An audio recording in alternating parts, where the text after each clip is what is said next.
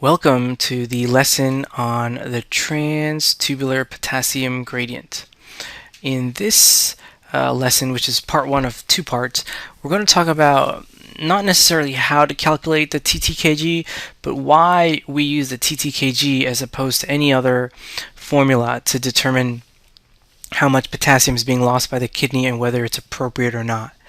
And that's actually what the TTKG is for. It's to help you determine if there are, if there's any abnormality in the kidney that prevents the kidney from eliminating potassium. And so you commonly use the TTKG when patients have high serum potassium levels, and you want to know if the kidney is not eliminating potassium at the rate that it should, or if you have low potassium levels and you want to know if the kidney is eliminating more than it should. So let's talk about how the TTKG came into existence, because we've talked about other anions and cations before, namely sodium, bicarbonate, and we can even lump in calcium, and we've never seen a formula like the TT NAG or the TT bicarbonate G or the TT calcium G. You know, we've never seen formulas that discuss these ions in this manner. So we want to figure out why that's the case. Let's talk about the formulas that we've seen as they relate to these ions. The most common formula that we use are usually the fractional excretions. Let me throw urea in here as well. We commonly use fractional excretions for these species. We could use a fractional excretion for potassium, and we're going to talk about why we don't in the next slide. But another common formula that we use is a 24-hour urine measurement. Just measuring how much of each of these species is eliminated in a urine sample over the 24-hour time period. These are two common formulas that we use to determine how much of each of these species the kidney is eliminating, but we don't use these formulas when it comes to potassium, and that's the subject of today's lesson. Why is that the case? Let's clear this screen. Let's clear the screen right there. All right, and let's talk about potassium for a minute. This is my poor rendition of a glomerulus, of a filter, glomerular filter actually, and here is the tubular structure. Now the first thing you have to remember is that although a significant amount of potassium is filtered, just like other substances, sodium, calcium, urea, etc., the overwhelming majority of potassium is reabsorbed in the proximal tubule. In fact, most potassium in the urine is found not because it was filtered and not because it was not reabsorbed in the proximal tubule, but because it was secreted in the distal tubule. This is the area in question that we want to look at. And so what I'll do is just draw a little dot here to talk about the section of the nephron that's primarily involved in potassium excretion. It's the distal tubule and the upper part, or the cortical part, of the collecting duct. So when we're talking about urine potassium that we're measuring down here, this potassium is pretty much all coming from events that are happening in this area of the nephron. Now let's go back and let's look at one of our, if I can get this on the screen, one of our formulas, the 24-hour urine potassium measurement. Now, the 24-hour urine potassium measurement will be a great way to assess how much potassium is being excreted by the kidney. It would take into account the potassium that's filtered and not reabsorbed, which is very, very little. It would also take into account all of the potassium that's secreted in this section of the nephron. So if you measured a 24-hour urine potassium, you ought to get a good idea of how much potassium the kidney is excreting and whether that's appropriate or not given the serum potassium level. one of the problems, and the biggest problem or disadvantage of this 24-hour urine potassium, is that it actually does take 24 hours. You'd have to wait a full 24-hour period before determining whether the kidney is abnormal in its ability to excrete potassium or not. And any changes that you made, any therapeutic interventions that you make, would not be detected as beneficial or effective until another 24 hours have passed. So although this is a good way of determining the kidney's ability to excrete potassium, it just simply takes too long.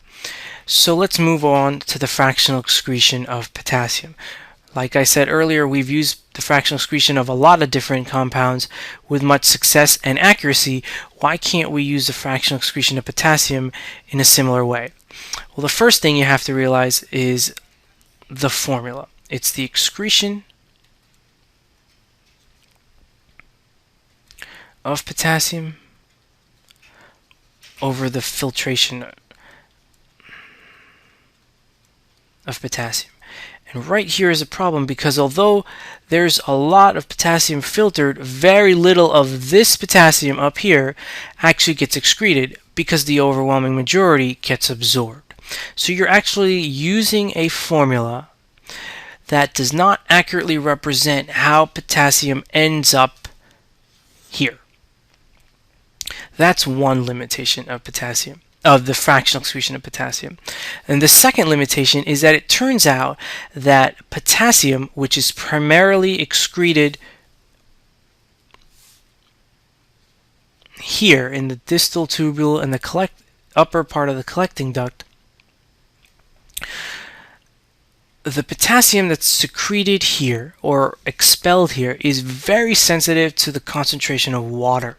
In fact, the ultimate urine concentration of potassium is very dependent on how much water is reabsorbed. So you need to have a formula that takes into account water reabsorption. Otherwise, you're going to get levels of potassium that are very high despite having a small absolute amount of potassium. They'd be very high because you have very little water in the urine. And so the fractional excretion of potassium for this reason is not a very favored equation to use. Although it has been used in the past, it just does not seem to be something that can be used very easily. And so what we generally use is the trans-tubular potassium gradient, and that's what we're going to talk about next. And we're going to briefly talk about how this is calculated and why this is the best formula we have to determine how the kidney handles potassium. So in order to do that, let's clear the screen. Let's draw our glomerulus one more time. And our tubules.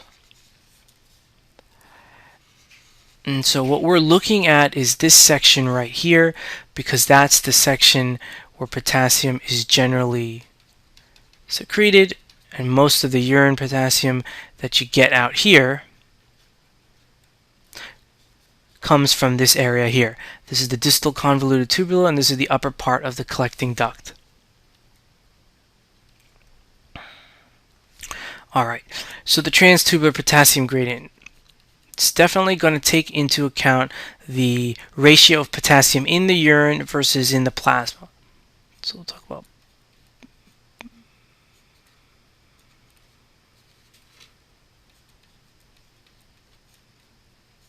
but remember, this is serum or plasma.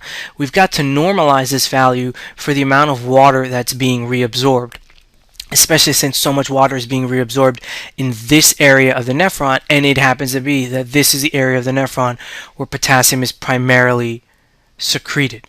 And so to do that, we're going to divide this whole quantity